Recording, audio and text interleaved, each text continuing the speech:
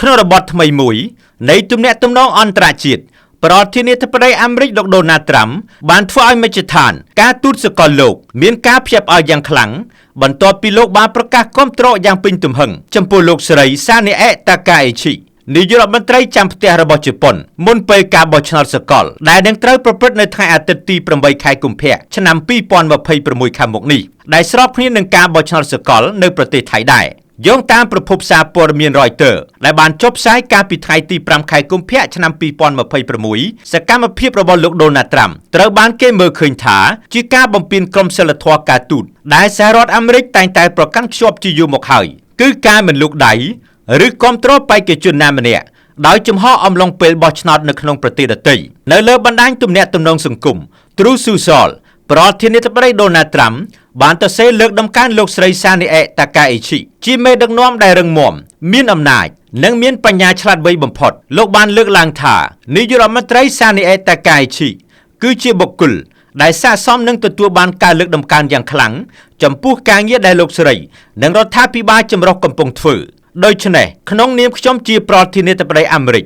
ខ្ញុំមានកិត្តិយសណាស់ដែលបានផ្ដល់ការគាំទ្រលោកស្រីពេញទំហឹងលោកដូណាល់ត្រាំក៏បានបង្ហើបដែរថាលោកបានគ្រងទុកជាស្រេច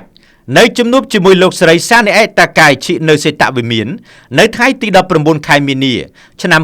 2026ខាងមុខនេះពលគឺបន្ទាប់ពីការបោះឆ្នោតជប៉ុនបញ្ចប់ការប្រកាសគាំទ្ររបស់លោកដូណាល់ត្រាំកើតឡើងចំពេលដែលលោកស្រីសានីអេតាកាអេឈីកំពុងរងការរិះគន់ពីសំណាក់វិនិយោគិនជុំវិញគោលនយោបាយសេដ្ឋកិច្ចរបស់លោកស្រីបានសន្យាថានឹងផ្អាកការប្រមូលពន្ធលើការលក់អាហារក្នុងអត្រា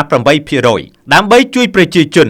ទប់ទល់នឹងទំនិញឡើងថ្លៃយោងតាមការវិភាគរបស់សារព័ត៌មាន Financial Times និង Bloomberg កាលពីសប្តាហ៍មុនបានដឹងថាការសន្យារបស់លោកស្រីសានីអេតាកាអេឈីបានធ្វើឲ្យកក្រៅទីផ្សារមូលបត្របំណុលជប៉ុននិងធ្វើឲ្យប្រាក់យេនធ្លាក់ចុះចូលក្នុងវិបត្តិដោយសារក្តីបារម្ភថារដ្ឋាភិបាលជប៉ុននឹងបាត់បង់ចំណូលពន្ធប្រមាណ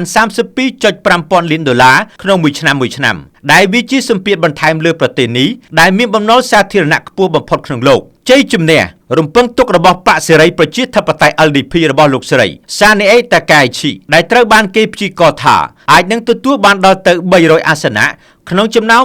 465អាសនៈនៅក្នុងសភានិងផ្ដល់អំណាចឲ្យលោកស្រីសានីអេតាកាអេឈីពង្រឹងវិស័យការពារជាតិកាន់តែខ្លាំងអ្នកជំនាញភូមិសាស្ត្រនយោបាយមើលឃើញថានេះគឺជាបុគ្គលិកលក្ខណៈដែលលោកដូណាល់ត្រាំពេញចិត្តប៉ុន្តែវានឹងធ្វើឲ្យទំនាក់ទំនងជាមួយប្រទេសចិនកាន់តែមានភាពតានតឹងខ្លាំងឡើងសកម្មភាពរបស់លោកដូណាល់ត្រាំនេះពេលនេះត្រូវបានគេប្រៀបធៀបទៅនឹងការដែលលោកធ្លាប់បានផ្ដល់ការគាំទ្រដល់មេដឹកនាំស្ដាំនិយមផ្សេងទៀតកាលពីអតីតកាលដូចជានាយករដ្ឋមន្ត្រីហុងហ្គារីលោក Viktor Orban អតីតប្រធានាធិបតីប្រេស៊ីលលោក Jair Bolsonaro ដែលជានិច្ចកាលតែងតែបង្កឲ្យមានភាពចម្រូងចម្រាសក្នុងក្របខ័ណ្ឌការទូតអន្តរជាតិខ្ញុំតារាពី RTNews TV